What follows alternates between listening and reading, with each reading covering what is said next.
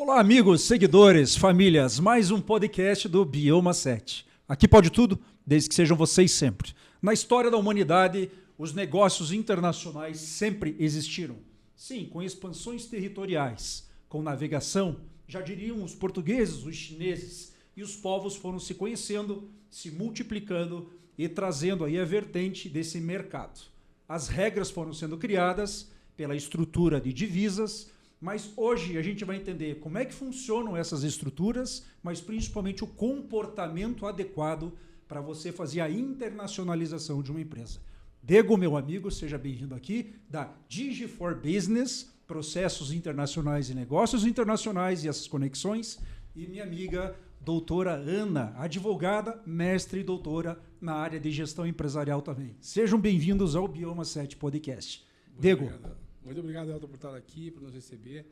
É uma alegria muito grande poder falar um pouco sobre a questão internacional. Perfeito. E fomentando o Brasil nos Estados Unidos. Exatamente. A palavra fomento, na minha cabeça, porque a gente entrevista muita gestão aqui, a gente já sabe que envolve negócios, dinheiro, dentre outras coisas. Contanto que agrade sempre várias partes, principalmente aquelas que estão fechando um acordo de mãos. Doutora, seja bem-vinda e conte um pouco dessa história e a gente vai fazer essa conexão maravilhosa aqui sobre negócios internacionais. Muito obrigada, é um prazer estar aqui com vocês, falando desse assunto que é tão caro aqui para nós, né? E pensando também aí como é que as famílias empresárias elas podem aumentar a sua expansão, né, fora do país e diversificar o seu patrimônio. Porque na verdade, hoje, só no mercado curitibano, quantos brands existem em várias áreas de empresas familiares? E as pessoas vão envelhecendo com a natureza das coisas e vem a sucessão dessa empresa. Seria mais ou menos o teu assunto hoje como uma prevenção, um direito empresarial preventivo? Basicamente, sim, né? Então, eu, como advogada, trabalho na área de consultoria, então, é diferente do que muitas pessoas têm de concepção de advogado, né? Que é aquele que vai apagar o incêndio quando ele já está criado. Eu trabalho nesse momento prévio, né? Que é como a gente pode prevenir que as empresas caiam nessa cilada de conflitos familiares, de discussões que vão virar ações, vão acabar com a empresa. Antes que dê um BO gigante, você faz ou você conduz ao letramento e o entendimento, ensinando essas pessoas e empresários do que deve ser feito, é isso? Exatamente. Então, a gente trabalha nesse momento preventivo mesmo para que a empresa tenha uma longevidade ao longo dos anos. Ao longo dos anos. E que isso se perpetue até o momento que tenha que existir. Muitas empresas a gente sabe que se transformam, né? Tem uma famosa água mineral curitibana que nasceu com uma família, passou para outra e hoje um grande grupo de supermercados adquiriu ela.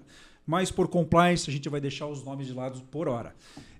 Falando em prevenção, quando você leva, Diego, uma empresa para os Estados Unidos, não é só a parte da legislação, você também treina e ensina esse empresário, empreendedor ao comportamento comercial. É mais ou menos isso? Exatamente. A nossa preocupação é ter um nível de preparação adequada para a sua entrada e exposição da empresa nos Estados Unidos. Certo. Então, é muito importante, ao invés da gente falar muito sobre a empresa, a gente começar a mostrar evidências. Evidências. Os Estados Unidos ele é baseado muito em cima de fatos, né? E o que você comprova com aquilo. Então, dentro desse nível de preparação que a gente costuma fazer, a gente entra em todas as frentes de áreas que são integradas a esse processo, principalmente a questão jurídica, que é uma das primeiras portas que a gente bate, a gente orienta e recomenda que os nossos clientes eles se preparem mesmo antes até com proteção patrimonial, com processo de sucessão e também com governança corporativa, porque hoje o mercado brasileiro é muito maduro, assim como nos Estados Unidos também.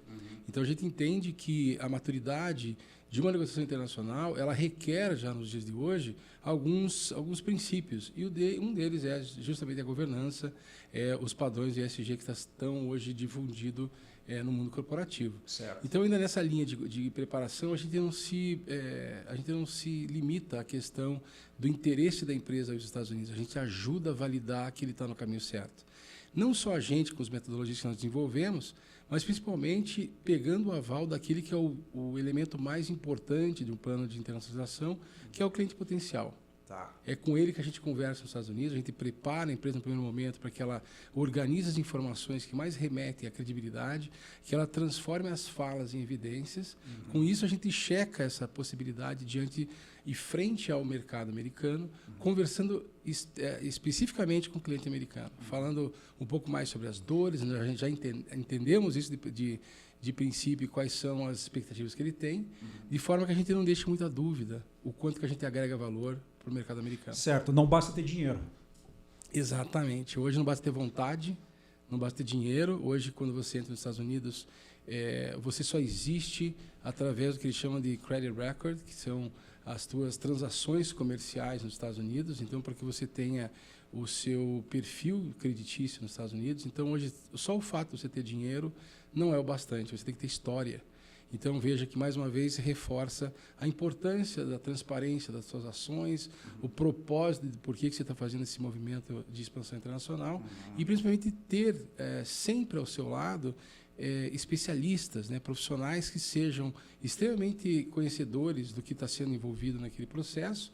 Aqui nós temos um exemplo, né, com todo esse processo de preparação no nível jurídico e também no nível de negócios, assim como tem tantas opções, mas que ele não vai fazer isso sozinho, porque realmente é um mercado complexo, não impossível, mas que tem lá o seu grau de desafios. Maravilha. O brasileiro hoje ele tem a vontade de empreender nos Estados Unidos, seja no Texas ou Miami, enfim. Pode ser um madeireiro, pode ser um fast food, pode ser uma empresária de tecnologia, o universo é o limite. A questão é, você traz esse empreendedor para tipo assim, você já sabe falar e negociar no padrão, na cultura norte-americana? Eu acho que essa pergunta vem de encontro ao teu propósito como CEO da Digi4Business. É mais ou menos isso? Sem dúvida, porque você veja que hoje o mais importante é entender que o americano ele é muito cartesiano. Né? Então, ele é muito específico e direto, objetivo, quando você senta para negociar com um americano. Então, o mais importante é saber como se dirigir a essa conversa de negócio, como você traduz um pouco o nosso jeito brasileirado de ser, que é super bem-vindo em todos os momentos, não tanto numa mesa de negociação com o americano, porque ele quer entender as evidências, ele quer saber exatamente onde você agrega valor e por que ele estaria, talvez, trocando um parceiro de 10 anos por um novo entrante. Por isso, a credibilidade dessas empresas é muito importante, porque isso que está em jogo. A gente tem que entender que todo esse aspecto e esses fatores, essas arestas que vão se somando numa negociação com o público internacional, é muito importante você ser muito objetivo. E você, nessa oportunidade que você tem, você mostrar o que você agrega valor. Não ficar fazendo voltas, não é um ambiente para que você descontraia tanto como é aqui no Brasil, porque eles querem saber onde que você realmente agrega valor. Então, isso é uma das etapas que a gente se determina a fazer. A gente faz toda uma reunião de informações da empresa, já ajuda a empresa a canalizar o que é o objetivo, entendendo isso, a gente traduz o que eles fazem há muitos anos. Temos clientes no Brasil de 100 anos, mas ao mesmo tempo ele não tem um dia de Estados Unidos. Certo. Então, isso faz com que a gente remeta àquela conotação de início de processo de construção de credibilidade, onde muitas informações têm que, sem dúvida, serem repassadas, para que a credibilidade seja alcançada e as portas para a negociação se abram. Doutora, deixa eu aproveitar, claro, o gancho para fazer um comentário aqui. Né? No direito, a gente tem uma história bem conhecida, que é a história da mulher de César, e aí o jargão que fica dessa história é que não basta ser honesta, tem que parecer honesta. Né? Então, eu vejo que no mercado americano isso é muito evidente. Né? Você precisa ter regras claras. E aí, quando a gente fala de governança corporativa, no Brasil, a gente tem ainda, né, processos, assim, empresas que vêm se preocupando com isso, até muito mais voluntariamente, porque na maioria das vezes não existe uma obrigatoriedade de você implementar essas boas práticas, mas nos Estados Unidos é muito mais cultural você ter regras escritas de governança corporativa. Né? Então, isso reforça, eu acredito, né, essa visão de credibilidade que a empresa precisa passar para estar nesse mercado. E, além disso, esse arcabouço aí de jurídico que a gente fala, porque você precisa ter uma estrutura, e aí acredito que até para qualquer país que você queira expandir, você precisa ter uma estrutura jurídica muito mais consolidada, senão você vai crescer e expandir sobre bases informais, né? Então, e a conta vai chegar em algum momento. Então, você ir mais preparado, né? Quando você vai expandir, pensando na estrutura societária, patrimonial e também na governança corporativa, faz toda a diferença para você ter sucesso nessa empreitada. Né? E em que momento geralmente você percebe isso? Quando uma empresa quer entrar no processo, a título de exemplo, de internacionalização, que você fala assim, puxa, mas pelo teu perfil aqui, você já tinha que estar pensando em reorganizar a tua questão societária e principalmente na sucessão patrimonial. Em que momento você percebe isso e que você chama o empresário e fala assim, eu acho que você deveria pensar nisso primeiramente? Normalmente, assim, algumas empresas, elas são mais ingênuas nesse processo. Então, pensam primeiro no negócio, na expansão territorial, para depois pensar nos aspectos jurídicos disso, né? Então, em diversos momentos, a gente precisa chamar essas empresas para ter consciência de que antes de dar esse passo negocial mesmo, é preciso ter uma estrutura mais robusta. Né? Para se dar esse próximo passo. Diego, nesse sentido, o brasileiro ainda é bairrista em relação a essas estratégias? Ele tem medo de contratar, por exemplo, uma consultoria para fazer um preventivo, entre aspas, digamos assim?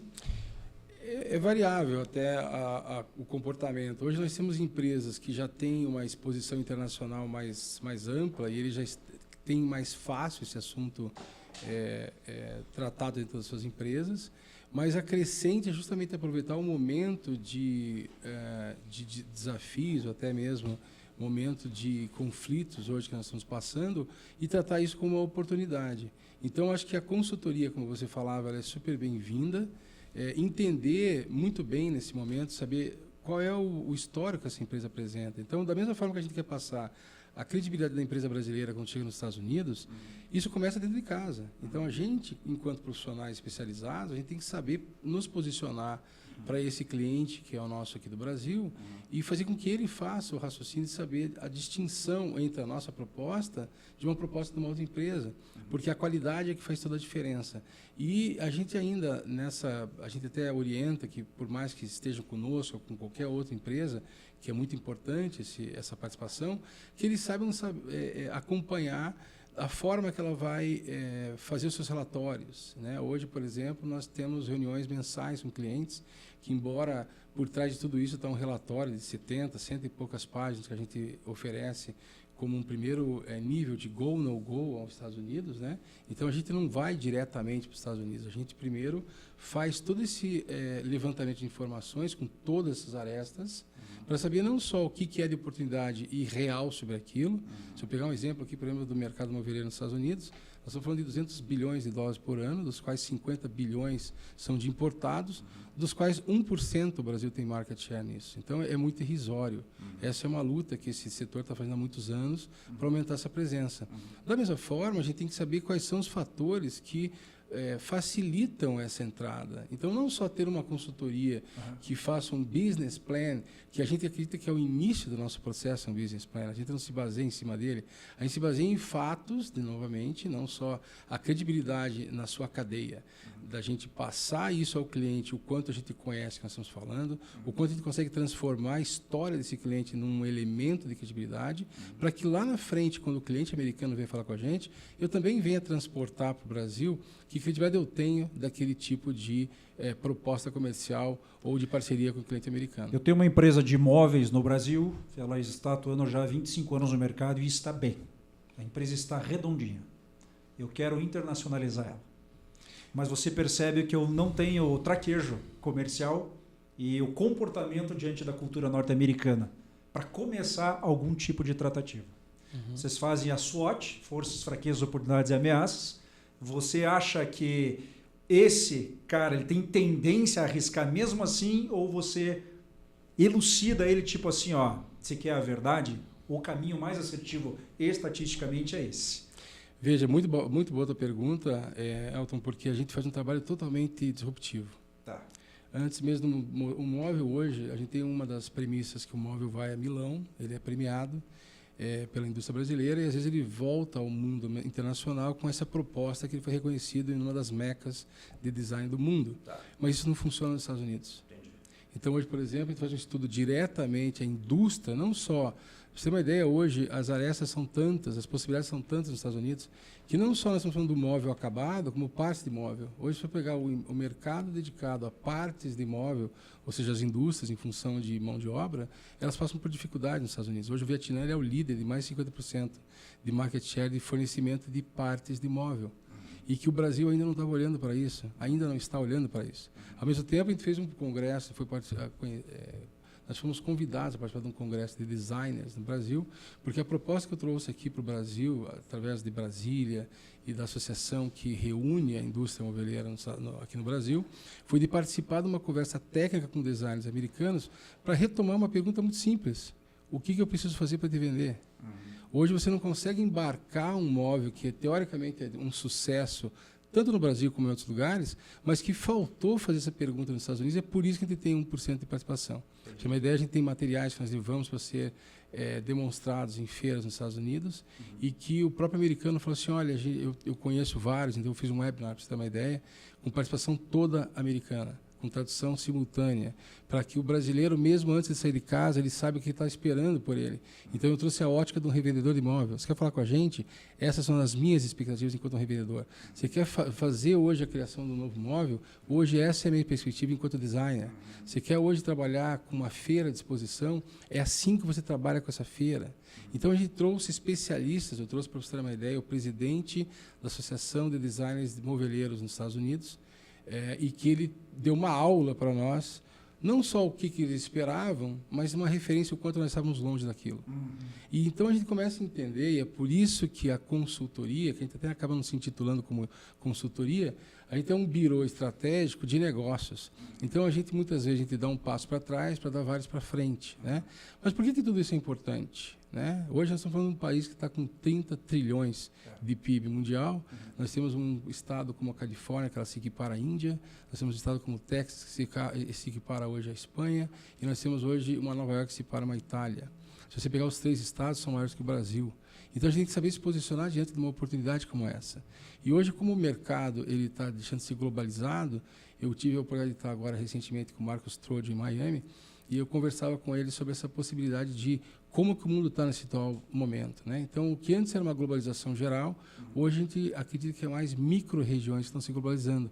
Então, é importante o Brasil pegar a carona dessa tendência, não ficar só esperando que os governantes façam as suas movimentações institucionais, mas principalmente que o que cabe a ele fazer, ele faça. E faça com pessoas, com profissionais, com especialistas que conhecem muito bem da área e que vão saber condicionar, vão saber facilitar essa entrada no mercado americano. Doutora Ana, vamos trazer às luzes o que é a tua atuação e os teus colegas que atuam nesse serviço, para que os nossos seguidores, familiares entendam, certo? Que talvez você esteja muito mais para a área da consultoria do que para apagar incêndio do clássico advogado, tá?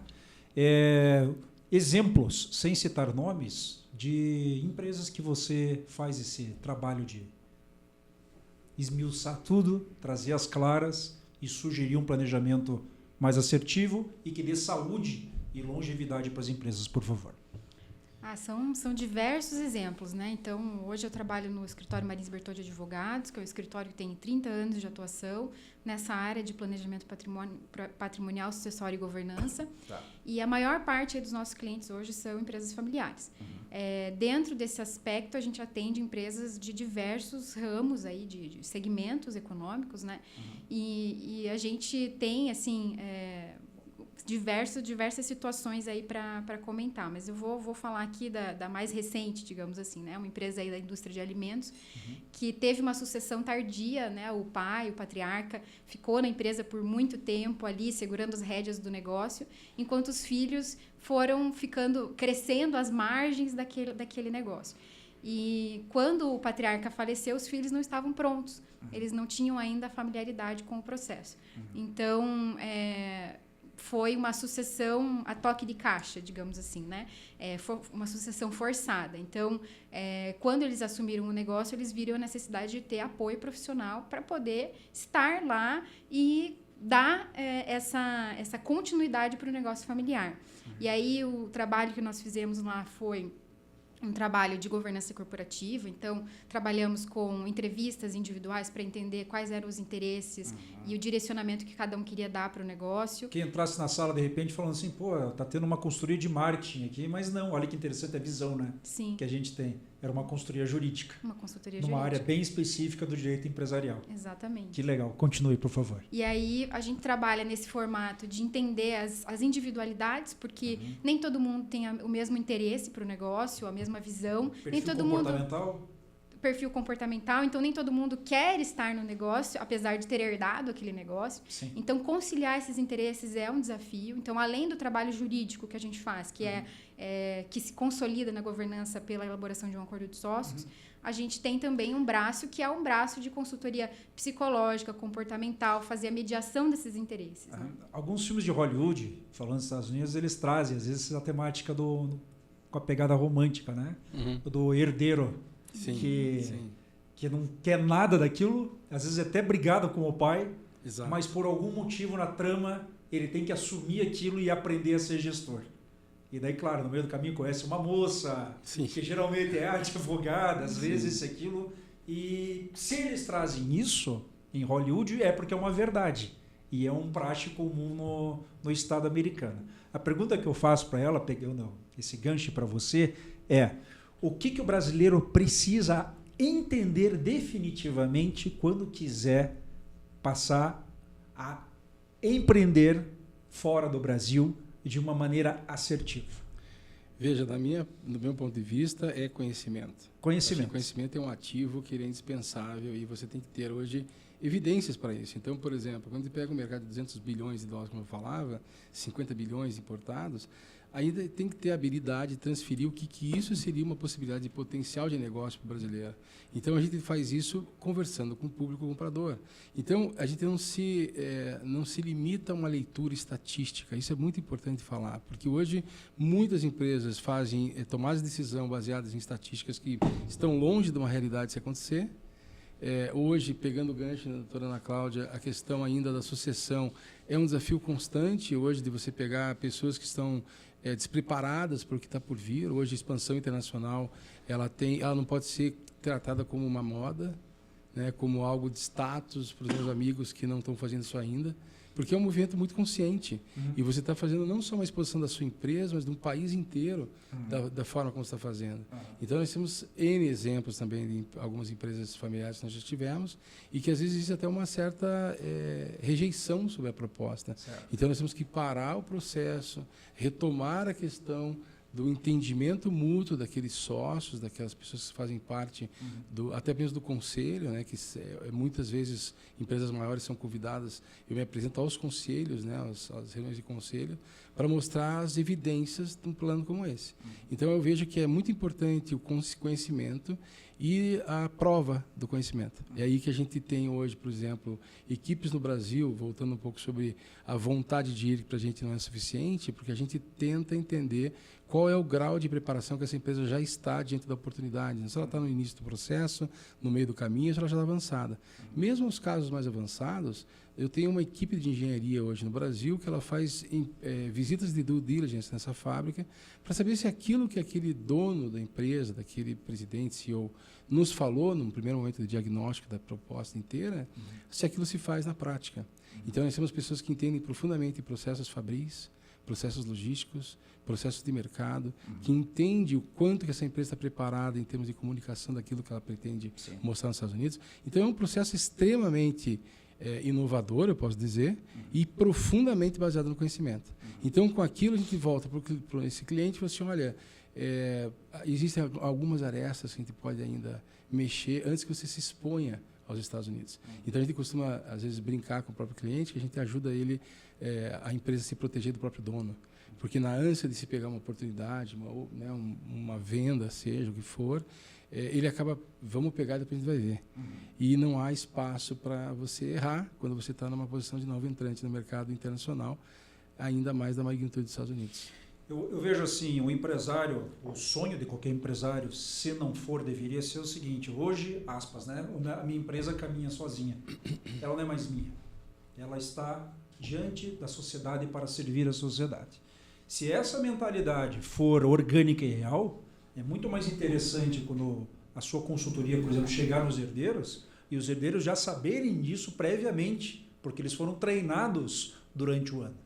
Não precisa seguir o ramo do pai, da mãe ou do tio, certo? Pode ser um médico, pode ir para outra, mas ele tem que estar a par, porque quando ele for pegar o bastão por direito dos royalties e tudo que envolve a empresa, ele já entendeu, ó, marca tal, ela já voa sozinho, ela já não é mais da minha família, digamos assim.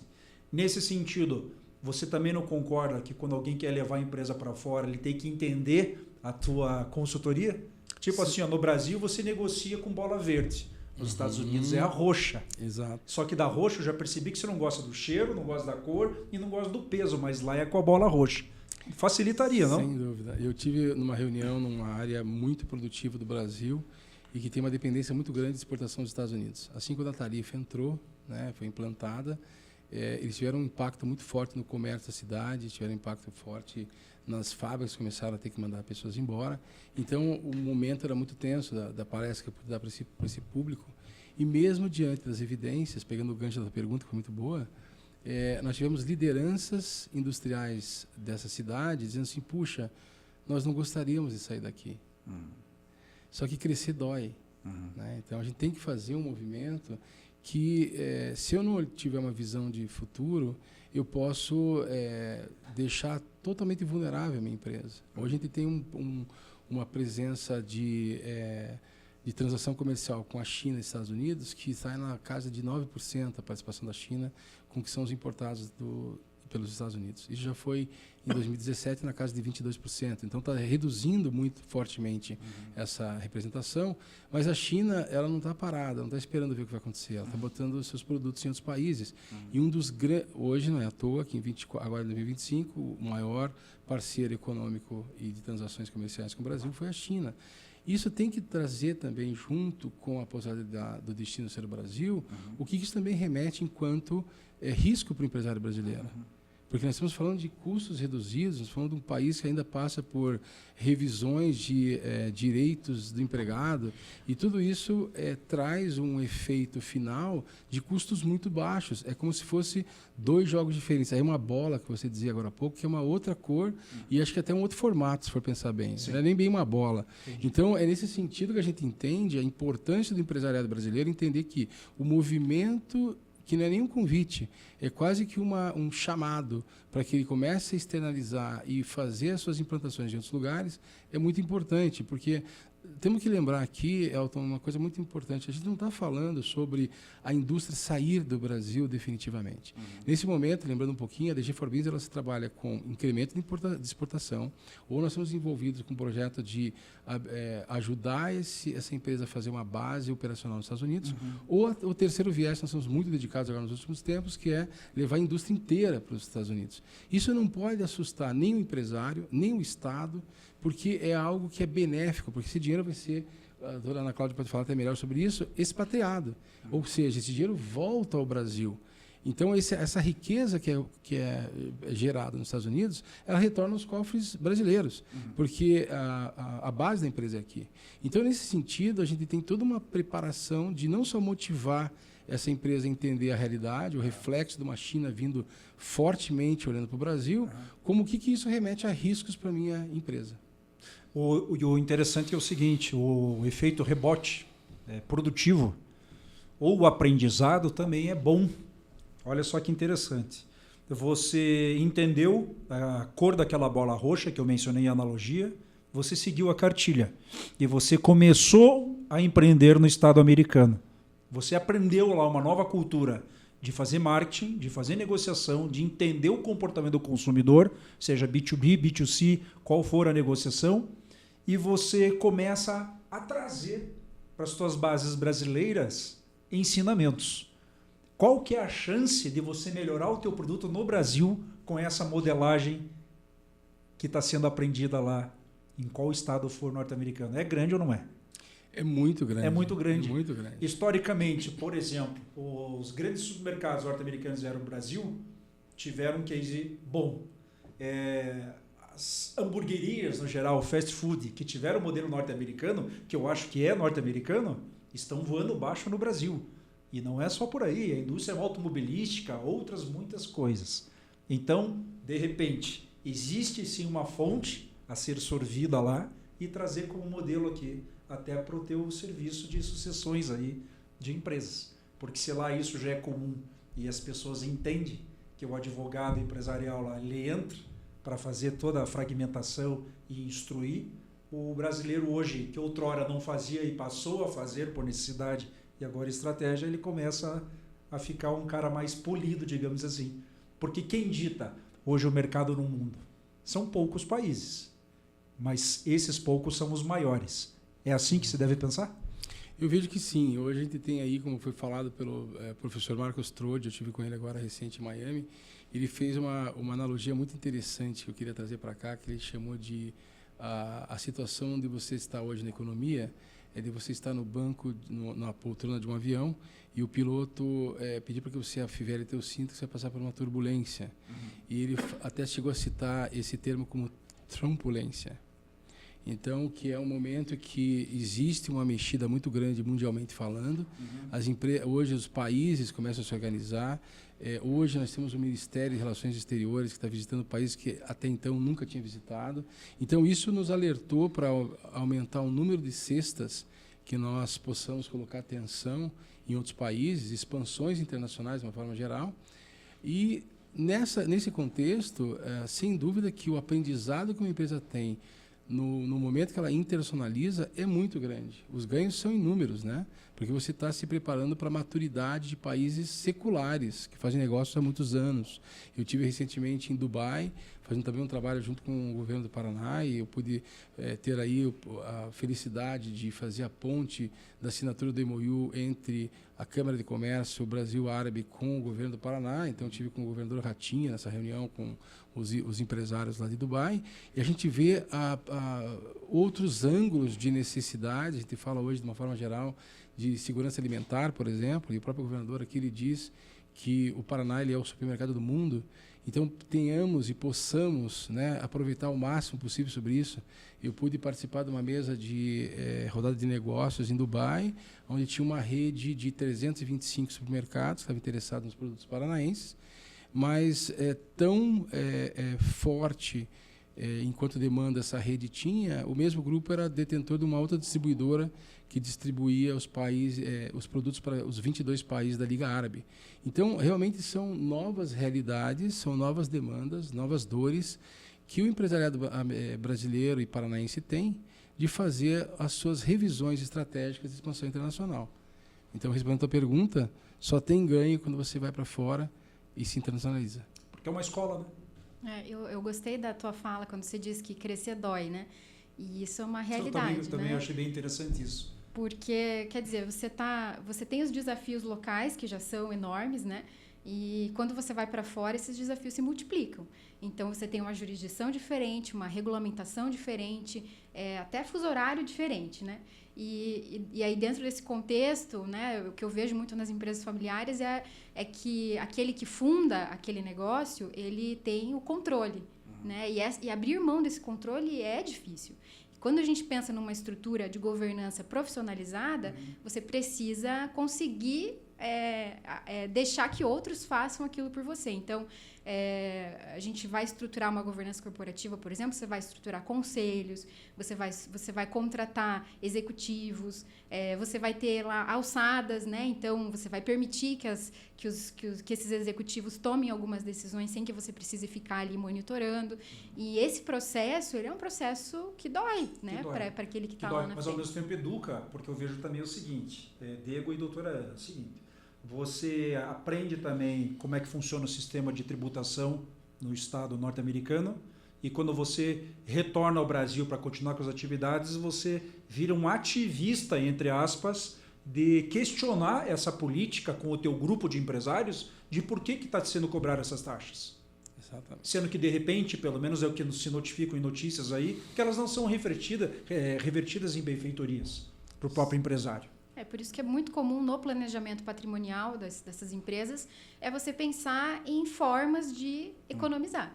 Então, o planejamento envolve também um planejamento tributário, né? Então, quais são as alternativas que eu tenho para tornar essa operação mais econômica possível, né? Tanto para trazer recursos de fora, porque às vezes eu tenho isso, né? Eu tenho um braço fora e preciso trazer de volta esse dinheiro. Como é que eu faço para fazer isso de uma maneira mais barata? Ou não, deixo o dinheiro lá, opero lá e faço todas as transações lá mesmo, né? Quais são os riscos que a doutora repara, riscos patrimoniais, quando as famílias começam a ter ativos sobre essas operações? A gente daí começa, como eu disse, a escalar o problema, né? Então, eu tenho uma fragmentação do patrimônio. E aí, o que significa isso? Significa que lá fora eu vou ter regras diferentes daquelas que eu tenho aqui no Brasil. Então, eu tenho um nível de complexidade muito maior. E aí, essa fragmentação vai fazer com que eu pense num planejamento integrado das coisas. Então, quer dizer, para eu movimentar uma peça aqui, eu tenho que pensar nos reflexos que isso vai ter fora do país e vice-versa. Porque senão eu tenho uma estrutura que não funciona na sua integralidade, né? É bem importante essa fala da doutora Ana Cláudia, porque a gente também orienta no começo do projeto que ele se prepare em termos tributários. Então, ainda mais agora, né, com essa mudança toda da lei tributária no Brasil e também nos Estados Unidos, uma das áreas mais importantes que prevê uma expansão internacional é olhar e se preparar internamente com toda essa mudança de tributação entre Brasil e Estados Unidos. Então, é comum a gente lembrar, inclusive, que os Estados Unidos ele é composto por 50 mini-países, né? Então, lá a lei ela é estadual. Então, você tem que ter não só jurisdições específicas, né? Hoje a gente tem mais, nesse trabalho que nós fazemos, de levar uma indústria aos Estados Unidos, muitas das vezes os empresários querem saber qual é o incentivo do estado específico, ou qual é a temperatura que eu vou passar a viver, né? Nós temos mais de 20 critérios de escolha de estados, quando a gente vai levar uma indústria para lá. A começar pela própria vocação da indústria, para saber se naquele lugar, por exemplo, tem presença de mão de obra especializada, além, obviamente, dos incentivos, se naquele lugar eu tenho presença sindical ou não, se naquele estado eu tenho hoje acesso a portos, se eu estou mais próximo do meu cliente.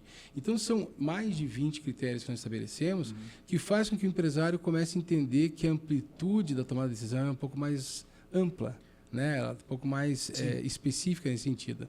Então, essa questão tributária é importante porque tem estados nos Estados Unidos que hoje te dão condições diferentes de outros, que te protegem, por exemplo, a visibilidade dos sócios. Então, hoje temos estados, posso citar aqui alguns exemplos, Delaware, por exemplo, é um caso, e que nós temos aí, o que ficou bem, na época, foi muito falado sobre o debate de Trump com a Hillary Clinton, e que ela colocou à prova, num debate nos Estados Unidos, que o Trump não pagava imposto. E a resposta que ele deu à época foi que isso era a vantagem que o país que ele mora e que ele é vinculado te dá condições para isso. Então, eu trabalho num país que ele me dá condições fundamentadas e jurídicas, legais e obviamente, possíveis, de eu proteger o meu patrimônio, de eu poder reinvestir meu patrimônio e não ter que fazer hoje nenhum tipo de pagamento de imposto. Segurança jurídica. Exato. E também a habilidade tributária. Então, acho que isso é algo que as empresas todas procuram hoje. O Brasil, sem dúvida, que ele passa por muitas dificuldades quando se fala hoje de impostos, né? A gente é muito brasileiro fora do Brasil. Isso é muito bacana a gente também dizer, porque a gente acaba, nesse momento, a gente está vendo uma enxurrada intensa, por exemplo, na questão imigratória. Você tem uma noção hoje, Elton, a gente está com um quadro diante dos consulados brasileiros, nós temos contatos nos Estados Unidos, que hoje aumentou em 10 vezes o número de petições de vistos de habilidades especiais extraordinárias. Certo. Em outro modo, de outro ângulo, isso são os nossos talentos saindo do Brasil. Tá. Então, a gente tem que ter uma certa questão de que, e muitas das vezes, o Brasil tem que estar voltado a olhar para essas questões mais internas para que ele evite essa debandada. Eu tenho amigos do mundo inteiro, eu pude estudar nos Estados Unidos, então eu tinha amigos, por exemplo, da Arábia Saudita, outros que vieram da China, e que eles são eles são custeados pelos recursos do grande berço educacional do mundo, que é os Estados Unidos, mas eles retornam à Arábia Saudita, eles aplicam aquilo que eles aprenderam nos Estados Unidos na Arábia Saudita. E muitas vezes, o caminho que a gente vê de estudantes, a minha filha se formou faz pouco tempo lá nos Estados Unidos, ela já trabalha ativamente, tem vários colegas também que são brasileiros, a gente percebe que o caminho que se abre para um brasileiro potencial de talento nos Estados Unidos é que a empresa americana não quer que ele volte. Então, ele entra pela porta do estudante e ele fica como um funcionário de alto peso, inclusive. As empresas procuram esses estudantes ainda na universidade. Então, isso faz com que a gente entenda a importância de se internacionalizar, de termos programas aí de expansão, mas que a gente sempre remeta que o destino final desses recursos, desse aprendizado, dessa expansão, vai ser o Brasil. Hoje, uma entidade brasileira que está expandindo para outros lugares do mundo, eu vou dar o exemplo dos Estados Unidos de novo, ela tem ali do lado outros mercados que são tão atraentes quanto. Estou falando de México e Canadá, que por mais que nesse momento passem por dificuldades, são vizinhos de porta e que você tem expansões quase que orgânicas para fornecer a partir dos Estados Unidos. Entendi. Nós temos aí estabelecimentos de regras que o governo Trump fez recentemente, que estipula cotas de importação dos Estados Unidos. Conforme o ramo de atividade, se deu certo nos Estados Unidos, a chance de dar certo no Canadá e embaixo no México é grande? Veja, o que a gente percebe é uma interdependência muito grande. Tá. Nós temos você pega a indústria automobilística, por exemplo, você tem uma interdependência dos três países. Eles estão ali navegando com partes de veículos, por exemplo. Tá.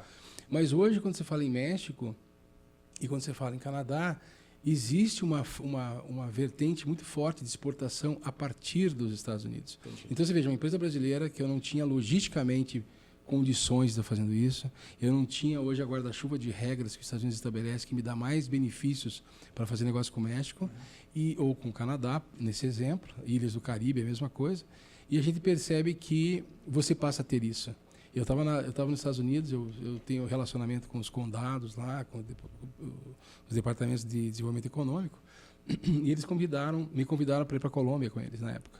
A tua base lá é física ou é relacional com... É física. Eu tenho escritório lá nos Estados Unidos, tá. E a gente tem relacionamento com vários estados, inclusive. Quando a gente envolve uma expansão de uma fábrica ou mesmo uma exportação, a gente conversa com vários estados e pergunta para esses estados o que eles têm para nos oferecer. Né? Naquela linha que eu tinha falado antes. É um serviço de PR, Public Relations, ou seria uma ativação de stakeholders seus aí? Não, a gente tem... São várias as questões, né? Por exemplo, a gente tem desde uma participação... Agora, no ano passado, por exemplo, o governador Ratinho Júnior esteve na Flórida e eu pude auxiliar com as agendas locais, com as lideranças que era interessante ele conversar. Tá. Né? Da mesma forma, quando vêm alguns americanos para cá, eu trago, em 2023, eu trouxe um americano comigo para fazer um simpósio internacional nos Estados Unidos, aqui no Brasil, a respeito do fomento americano.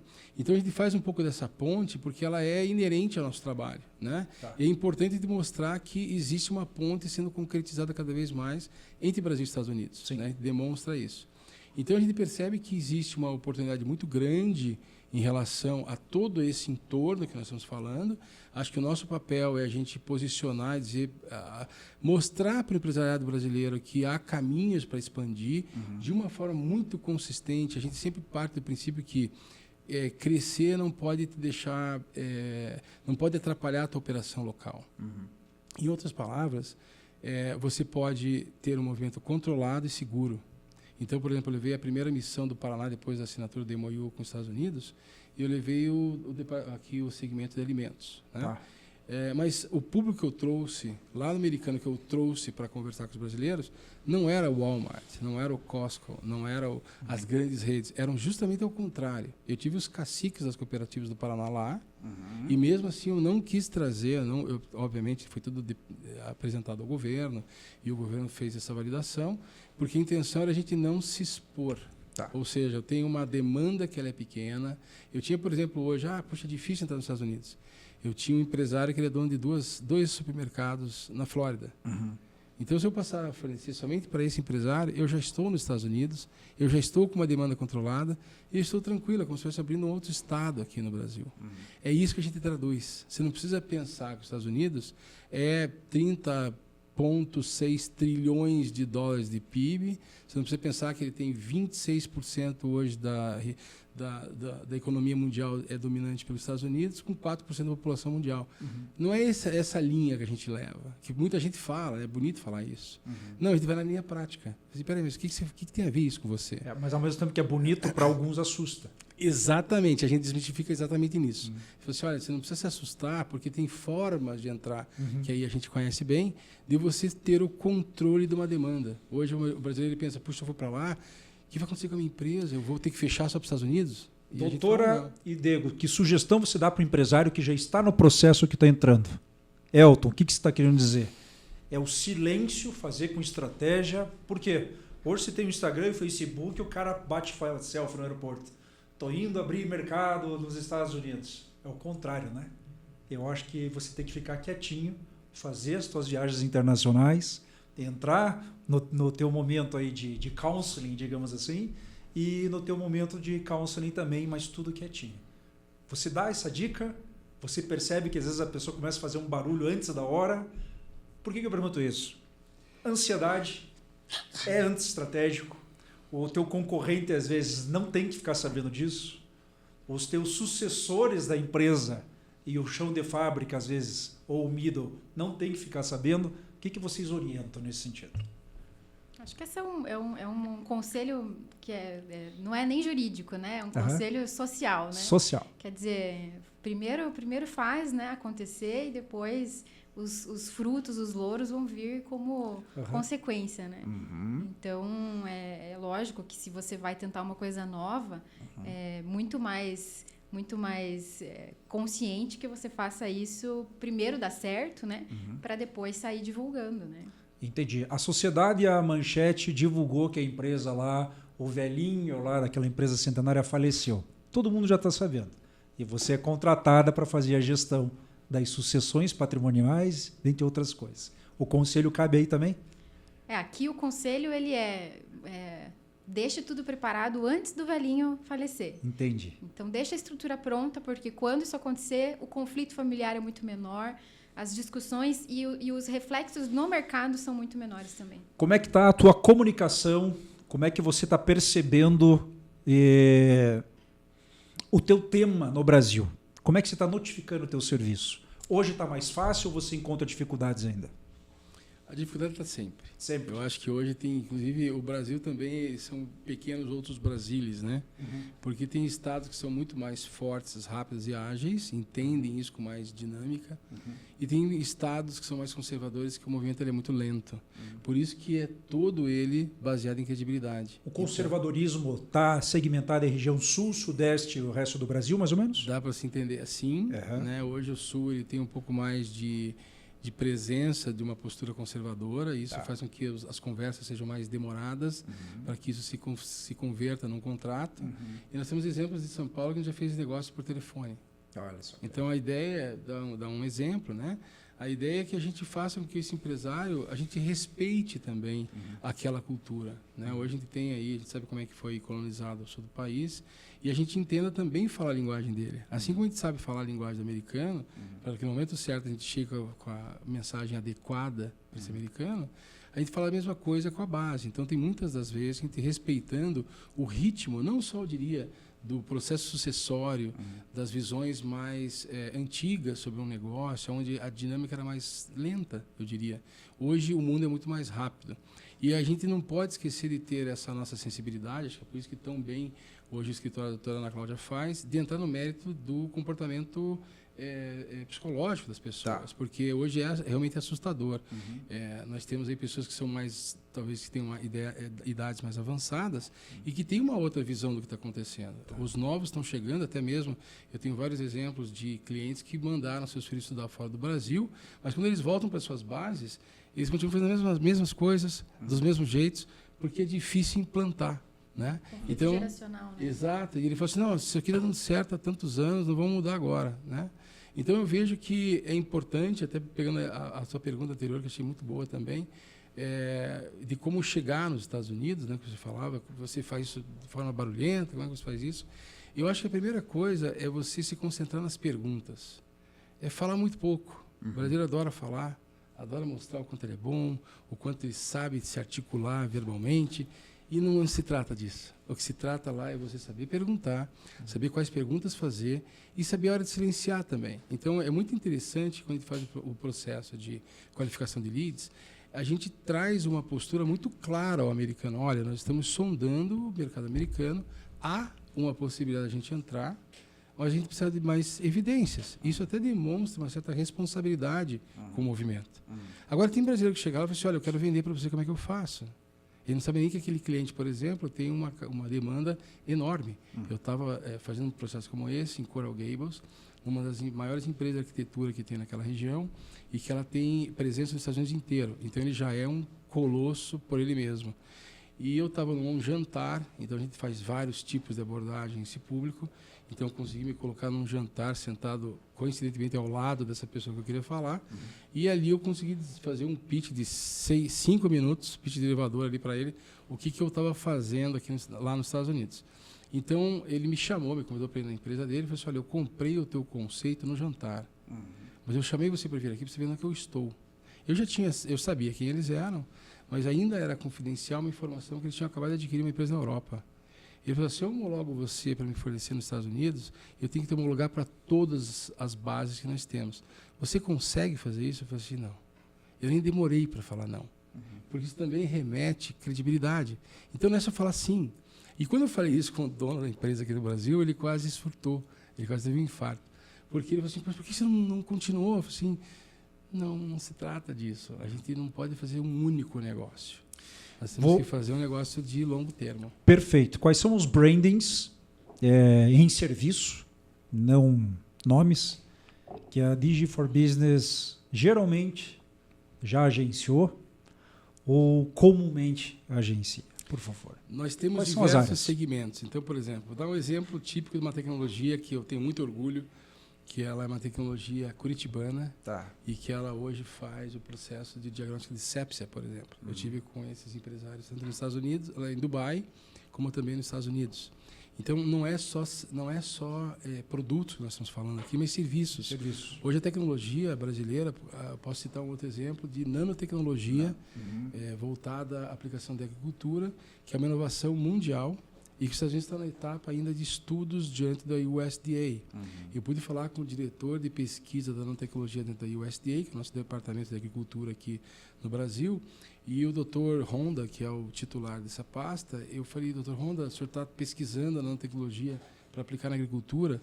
O senhor já pensou em colocar nessa sua pesquisa métricas reais de 10 anos de aplicação no Brasil? Eu disse, puxa, não sabia que tinha isso. Assim, nós temos.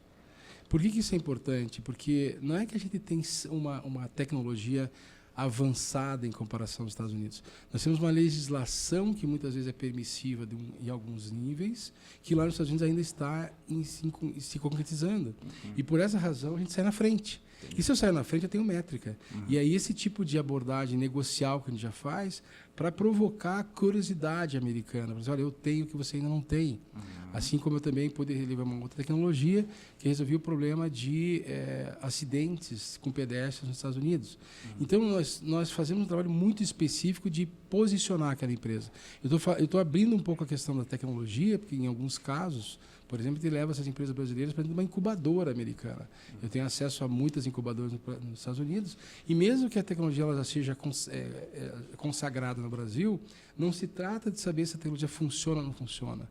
A gente tira proveito do sistema americano de conceder uma série de informações para você, de trazer uma credibilidade que você está dentro de uma incubadora reconhecida, uma universidade de ponta nos Estados Unidos. Isso não é fácil de conseguir. E, por conta disso, o teu approach ao mercado americano já é em outra qualidade. A mesma coisa eu faço com qualquer outro segmento. Nós estamos hoje envolvidos com algumas empresas do Brasil, levando aço, inclusive, porque a gente tem o que eles chamam de seção 302 nos Estados Unidos, que é uma política específica para o aço e para o alumínio. Então, como tem sido cada vez mais difícil a gente entrar com aço em nível de exportação, nós estamos com algumas interações de trazer indústrias inteiras do Brasil para os Estados Unidos com produto aço. Isso são alguns exemplos que nós temos. Nós também tivemos vários outros, né, no decorrer. O aço brasileiro hoje ele conversa com o mundo inteiro. É um bom aço. Veja, hoje o aço, ele é hoje, se for falar mundo, e você fala aço, você fala em China. Tá.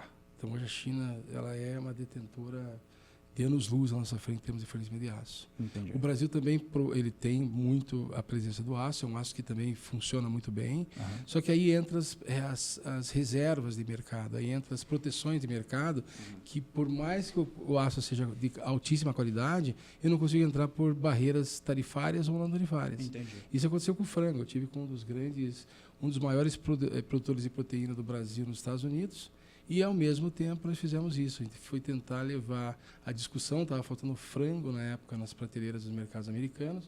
Nós tentamos usar essa argumentação para tentar quebrar um pouco a resistência ao frango brasileiro, que, diga-se passagem, é de uma qualidade excepcional, assim como a tilápia é uma qualidade excepcional. Foi feita polêmica tilápia. Exato. E nós tivemos uma comparação feita por esse empresário aqui do Paraná, que é uma das autoridades no Brasil todo e no mundo, que mostrou a comparação da tilápia da China com a tilápia do Brasil. E a gente até chegou à conclusão que não dá nem para chamar de tilápia o que vinha da China. Então, é esse tipo de... A gente tem setores os mais variados, né? E o mais interessante é que a gente estuda cada caso. A gente tem um birô, a gente é um trabalho que é muito customizado. Então, o que serve para você não serve para a Ana Cláudia, que não serve para mim. Entendi. E a gente leva isso muito afinco. Entendi. Bloco final, eu queria abrir a oportunidade do nosso amigo Diego fazer uma pergunta para a doutora e depois a doutora fazer uma pergunta para o nosso amigo para a gente gerar um debate aí. É de livre e espontânea vontade, começando por você. Ótimo. Vamos lá. Bom, primeiro é um prazer ter a doutora Ana Cláudia aqui, conhecer a importância, saber da importância do trabalho que eles fazem hoje para quem está se internacionalizando.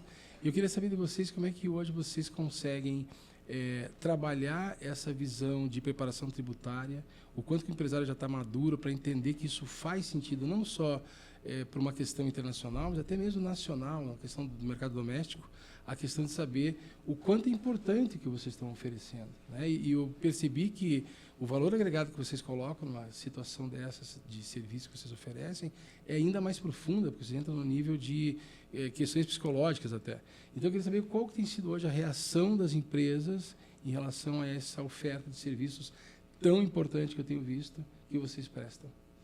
Na verdade, assim, o empresário, ele vem primeiro com a primeira preocupação dele é tributária e operacional, né, em relação a essa expansão. Então, é muito fácil, digamos assim, eu vender um serviço por aí, porque ele sempre pensa em quanto isso vai doer no bolso dele, né? Mas o nosso desafio é convencer esse empresário que o trabalho precisa ir muito além disso, né? Não é só quanto custa essa expansão, mas o quanto o nosso trabalho pode agregar de valor em longo prazo para a sustentabilidade desse negócio. Então, quando eu falo assim que o nosso trabalho não é só jurídico, e não é mesmo, né? Então, a gente começou primeiro, né, ao longo dos anos, fazendo um trabalho jurídico e a gente percebeu que só o jurídico não resolve. Então, até a partir disso é que a gente começou um trabalho de consultoria para ajudar as famílias nesse aspecto psicológico, vamos dizer assim, porque família é família em qualquer situação. Então, eu tenho uma família que tem as suas diferenças, cada um tem ali as suas ambições, as suas vontades. E entender isso e conciliar isso, esses interesses, é fundamental para que o negócio em si pare em pé. Então, não adianta nada eu ter lá um contrato, uma estrutura robusta, uma consultoria brilhante como a tua, se internamente os interesses não estão alinhados. Então, por isso que a gente entra com esse trabalho também de ajudar as famílias a conciliar esses interesses e a que cada um consiga ter a carreira que deseja ter, né? Não importa se é dentro da empresa, se é fora da empresa. Então, se é fora da empresa, que essa pessoa consiga pelo menos ser um bom sócio, né? E consiga tomar decisões quando tem que tomar decisões, mas também abre espaço para que a gestão profissional aconteça e as tomadas de decisão sejam informadas a respeito desse processo. Porque às vezes o cara quer levar a empresa aos Estados Unidos, mas o sócio dele não é tão afim. Exato. Eu tive vários casos já. Olha só que interessante. Exato. Doutora, uma pergunta para o nosso amigo Diego, por favor, da Digi for Business. Para nós, assim, quando a gente auxilia as famílias empresárias que têm interesse, né, em expandir, em dolarizar o patrimônio, sempre tem uma preocupação, assim, a gente nota que a preocupação ela é muito interna também, como é que está o cenário político no Brasil, como é que estão a questão de estabilidade, né, aqui, e aí eles procuram essa dolarização, digamos assim, para diversificar os riscos, né, nesse processo. E o que a gente percebe muito é a preocupação em relação à confiabilidade desses profissionais que estão lá fora. Sim. Então, a gente vê que muita gente lá fora diz que sabe fazer o que o Dego faz. Uhum. Então, eu queria ouvir dele, né, como é que ele consegue passar essa segurança para as famílias que desejam fazer essa expansão. Muito boa a tua pergunta. Eu acho que o melhor de tudo é você deixar com que as pessoas falem de você, né? Então, a gente tem feito esse trabalho muito constante também para os nossos clientes, para fazer, olha, oportunize os teus clientes a falarem de você. Esse é um ponto bem importante que nós temos. Graças a Deus, a gente tem feito um trabalho muito coeso nos Estados Unidos. A gente tem reconhecido, um ano passado, nós fomos reconhecidos pelo Consulado do Brasil em Miami como uma das lideranças empresariais da Flórida. Nós temos aí habilidade e articulação, tanto no Brasil quanto nos Estados Unidos, com lideranças empresariais. Agora, recentemente, nós tivemos aí projetos envolvidos com as entidades de fomento internacional do Brasil lá fora. Nós temos aí presença e projetos que já foram realizados com federações das indústrias no Brasil. Nós temos aí reconhecido pela Anshan de São Paulo, assim como a gente tem reconhecimento nos condados americanos, que também nos conhecem o nosso trabalho, e principalmente a seriedade. Não só no ponto de vista brasileiro, que eu acho que é muito importante você ter essa articulação nos Estados Unidos, que é muito difícil. Então, quando a gente se aproxima um condado, por exemplo, a gente mostra a forma que a gente trabalha, eles assim, puxa, como a gente precisa de vocês. Porque a gente também a gente recebe muita gente aqui que não sabe nem por onde começar. E não é o nosso processo. Nosso processo não é ajudá-los a entender o básico. A gente está aqui já para responder uma negociação. Então, a gente está aqui para dizer, olha, eu vou ter que conceder esse incentivo de imposto, eu vou ter que conceder aquele espaço para você colocar a tua indústria, ou mesmo fazer a tua base de distribuição. Então, a gente não está preparado para essa primeira entrada. A gente chama disso de soft landing, de você facilitar a entrada do brasileiro lá dentro com conhecimento e sabendo o que não só é esperado dele, mas o que ele pode esperar do mercado. Então, voltando à tua pergunta, acho que o mais importante é a base de conhecimento. Então, hoje a gente dá palestras para o Brasil inteiro, a gente é, graças a Deus, reconhecido, não só aqui no Brasil, como também nos Estados Unidos. Temos, volta e meia, aparecem projetos fazendo em colaboração com entidades que são super elitizadas do ponto de vista de filtro de parceiros, né? Então, eu acho que contra fatos não há argumentos. Evidências é uma palavra que a gente tem que usar a todo momento. Então, se você vai no nosso site, por exemplo, se você me permite, www.dgforbusiness.com, você vai ver muitas fotos lá dentro. Por quê? Porque o negócio é feito por pessoas, né? E as pessoas que a gente faz negócio são pessoas que são conhecidas. Eu tive com Dória em Miami, tive com o Marcos Trodio, que é um economista que é muito cotado no mundo inteiro. Então, para você estar com pessoas desse nível, não é fácil de chegar, né? Não desmerecendo as outras abordagens, mas você tem que estar na roda que faz sentido, né? Para você ter hoje o espaço para fazer uma palestra do Brasil dentro de um ambiente totalmente americano, não é fácil de conseguir. Então, esse tipo de abordagem a gente faz constantemente. Então, eu acredito que, de uma forma resumida, é mostrar o teu trabalho e não falar a respeito dele.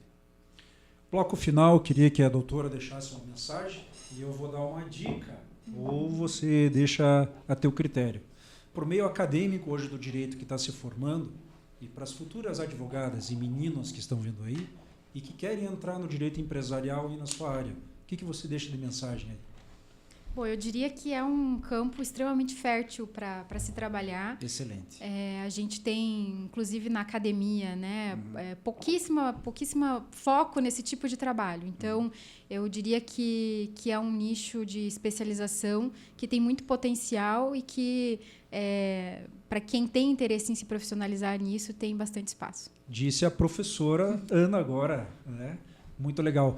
Dego, você vê a importância da academia, da universidade, não só de negócios internacionais, Comex ou administração, por exemplo, começar, de repente, a ter esse olhar para a internacionalização? Sem dúvida. Mas de forma prática. Sem dúvida. Eu até posso falar que eu... Como um estágio, inclusive. Exato. Eu fui professor universitário aqui em Curitiba, eu tenho colegas na área até hoje.